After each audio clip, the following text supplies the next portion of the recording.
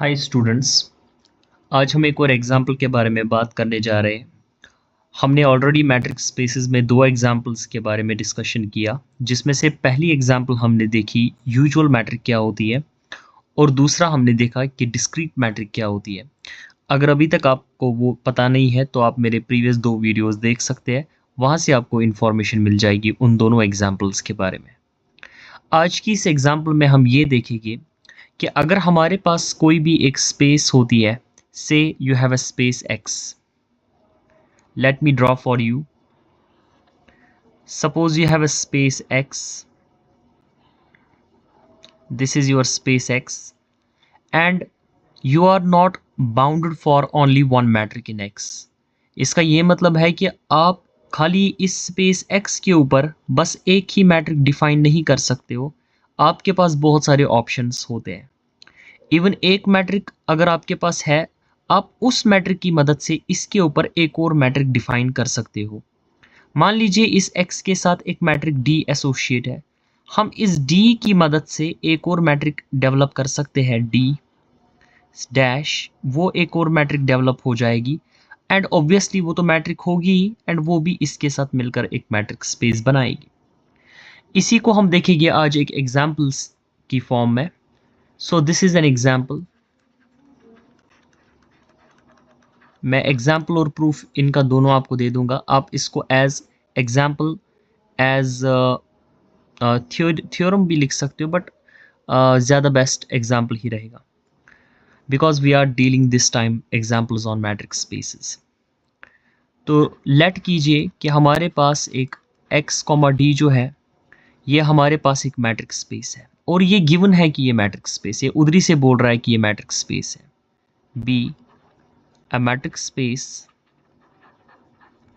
be a matrix space, show that the function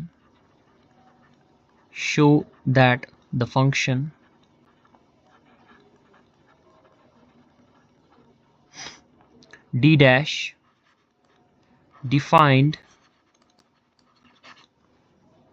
as d dash x comma y is equal to dx comma y divided by 1 plus d x comma y is also, so this is also a metric on x, a metric on x। मैं आपको इसका proof भी दिखाऊंगा, लेकिन proof देखने से पहले आप इसको थोड़ा सा अंडरस्टैंड कर लीजिए कि मैं बोलना क्या चाहता हूँ। देखिए, हमने अभी तक देखा कि अगर एक स्पेस होगी हमारे पास, उसमें डी तो मैट्रिक होती ही होती है, लेकिन हम उसी स्पेस में एक और मैट्रिक ले सकते हैं और हम शो करेंगे कि ये मैट्रिक है, but with the help of given metric. आपको पता ही है कि ये जो हमारी मैट्रिक होती है ये असल में एक फंक्शन होती है, ये हमने पहले ही वीडियो में डिस्कस किया हुआ है। अब हम इस एग्जाम्पल का प्रूफ देखेंगे। प्रूफ में लिख देता हूं और सॉल्यूशन।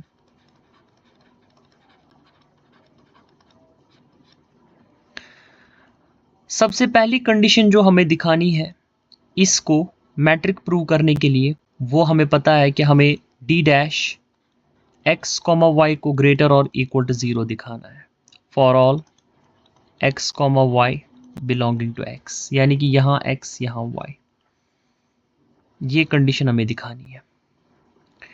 अब कैसे इसको शो करेंगे? सिंस हमें पता है कि हमें गिवन दी गई है ये मैट्रिक है, इट इज़ अ मैट्रिक, ये तो उधरी से बोल रहा है ये मैट्रिक है। सो सिंस अगर वो मैट्रिक है तो डी एक्स कॉमा वाई जो है वो ग्रेटर और इक्वल टू 0 तो होगा ही, बिकॉज वो खुद एक मैट्रिक है तो उसकी ये प्रॉपर्टी होल्ड हो जाएगी। thus इसका क्या मतलब हुआ? इसका मतलब है कि 1 plus d x comma y जो होगा वो भी ग्रेटर और इक्वल टू 0 होगा। जब ये पॉजिटिव है ये तो पॉजिटिव है ही, तो दोनों का एडिशन भी पॉजिटिव होगा और इक्वल टू 0।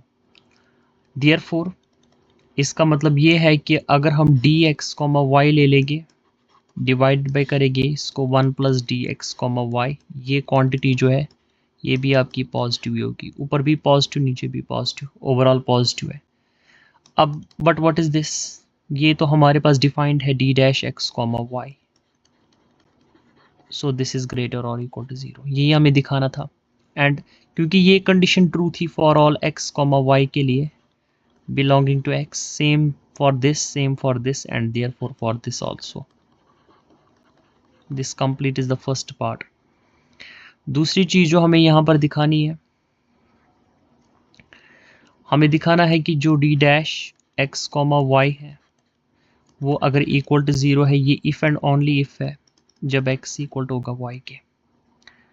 अब इसको हम कैसे शो कर सकते हैं, देख लीजिए। हम क्या करेंगे, हम we take d x comma y divide by 1 plus d x comma y greater is equal to 0। हमने इसी पार्ट को 0 के बराबर पुट कर लिया, इस वाले पार्ट को, और हम दिखाएंगे ये 0 हो सकता है तभी इफ एंड ओनली इफ ये x इक्वल टू वाई हमारे पास होगा। तो मैंने इसको 0 के बराबर पुट कर लिया।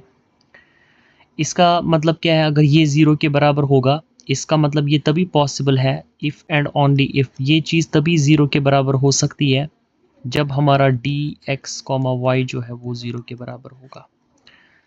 यानी कि जब ये 0 के बराबर होगा तभी ये 0 के बराबर आएगा। बट हमें पता है कि ऑलरेडी हमको दिया हुआ है कि डी एक्स कॉमा वाई जो है वो एक मैट्रिक है, और हमें पता है कि वो 0 तभी हो सकती है वो metric if and only if x is equal to y. तो वही मुझे यहाँ पर दिखाना था सेकंड कंडीशन में कि ये 0 हो सकता है if and only if x is equal to y. तो मैं ये मानकर चला था कि ये 0 के बराबर है और मुझे निकला if and only if x is equal to y. I hope यहाँ तक कोई प्रॉब्लम नहीं होगी। आगे चलते हैं हम। थर्ड चीज़ हम जो दिखाने जा रहे हैं वो सिमिट्री होती है। डी एक्स कॉमा वाई जो है हम दिखाएंगे वो बराबर है डी वाई कॉमा एक्स के, और ये भी ट्रू होता है for all x comma y belonging to X में। तो हम क्या करेंगे, कैसे हम इसको शो करेंगे, देखिए। अब वैसे ही सेम टू सेम हम इसकी डेफिनेशन ले लेंगे। We take d x comma y divided by 1 plus d x comma y. इसको मैं मानकर चलूँगा, ये किसके बराबर हम लिख सकते हैं। देखिए डी एक्स कॉमा वाई जो है ये हमारे पास ऑलरेडी एक मैट्रिक है। अगर ये मैट्रिक है तो इसमें सिमिट्री प्रॉपर्टी होल्ड हो जाएगी। हम इसको लिख सकते हैं बराबर डी वाई कॉमा एक्स की। वही मैं यहाँ पर शिफ्ट करूँगा, इसके बदले में मैं लिखूँगा d y comma x divide by 1 plus इसके बदले में डी वाई कॉमा एक्स। अब आपको पता है ये किसकी डेफिनेशन बनेगी, d dash y comma x की। आप देख सकते हो अगर d dash x comma y ऐसा है तो ये क्या बनाएगा, d dash y comma x, क्योंकि इसमें पहले y है तो y पहले आएगा, इसमें x था तो x पहले आया था। सिंपल सी बात है, इतना टेंशन नहीं लेना है इसमें। तो नेक्स्ट थिंग, तो हमने प्रूव कर दिया कि हम इस चीज़ को, ना ये क्या था, ये जो हमने यहाँ पर लिया था it was d dash x comma y, और हमें किसके बराबर मिला, d dash y comma x के। आई होप ये समझ आ गया होगा आपको। फोर्थ चीज़ जो हम लास्ट की यहाँ पर शो करेंगे वो ये है कि हमें दिखाना है कि d x comma y is less और equal to d x comma z plus d z comma y. ये भी ट्रू होगा for all x comma y comma z belonging to X. Fine. अब हम क्या करेंगे, देखिए मैं फिर से इस पार्ट को ले लूँगा, डी, ये D dash, I am sorry D dash है ये। सो मैं इसकी डेफिनेशन ले लेता हूँ। It's not D here, it is the definition of this is like you know that. So इसकी definition D x comma y by 1 plus dx comma y के बराबर है। अब मुझे बताइए क्या मैं इस चीज़ को, अगर मैं इस चीज़ को लिख सकता हूँ ऐसे that it is less or equal to dx comma z plus dz comma y divided by 1 plus d x comma z plus d z comma y. ये मैंने ऐसे नहीं लिया, बिकॉज वी नो दैट कि डी एक्स कॉमा वाई जो है ये हमारे पास एक मैट्रिक है, तो इसमें प्रॉपर्टी होल्ड हो जाएगी कि d x comma y is less और equal to d x comma z plus d z comma Y.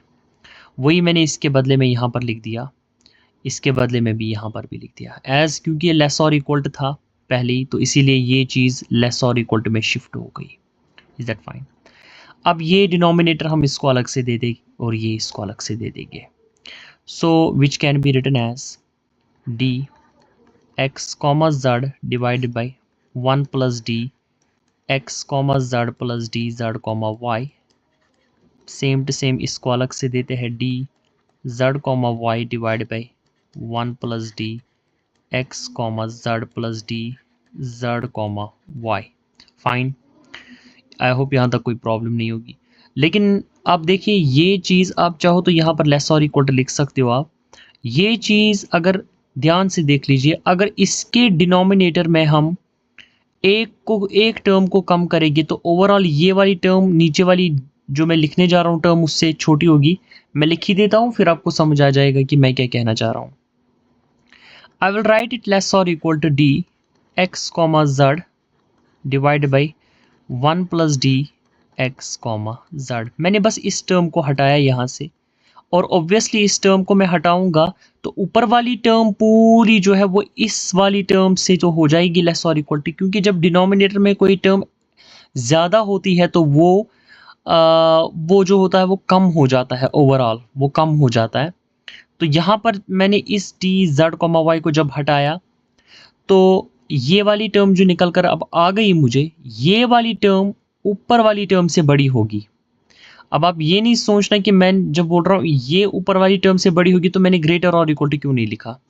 भाई जो हम ये साइंस ले रहे हैं ये एसोसिएट होते हैं ऊपर वाले के साथ, मतलब ये ऊपर वाला जो है ये अब लेस और इक्वल टू है इससे। That is true. Same for this. अब यहाँ जेड वाई है, हम जेड वाई वाला ही लेते हैं, यानी कि d z comma y divided by 1 plus d z comma y. इस टर्म को हम कर देते हैं नेग्लेक्ट यहाँ से। Now what is this? ये किसके बराबर है? Which is equal to d z d dash x comma z plus ये किसके बराबर है? D dash z comma y. ये किसके बराबर था? मीन्स ये बराबर था डी एक्स कॉमा जेड के, वो लेस और इक्वल टू आया d dash x comma z plus d dash z comma y के। This proves the result. और याद रखिएगा यहाँ पर इक्वालिटी की साइन जो मैंने लिखी है इसका मतलब ये नहीं यहाँ भी इक्वालिटी आ जाएगी। ये इक्वालिटी मैं इसलिए लिख रहा हूँ कि ऊपर वाली जो ये क्वांटिटी है ये इसके बराबर है, ये इसके बराबर है, बट ओवरऑल इनइक्वालिटी ही यहाँ पर यूज़ हो जाएगी। सो आई होप आपको ये वीडियो पसंद आ गया होगा, हेल्पफुल रहा होगा आप लोगों के लिए। Thank you so much.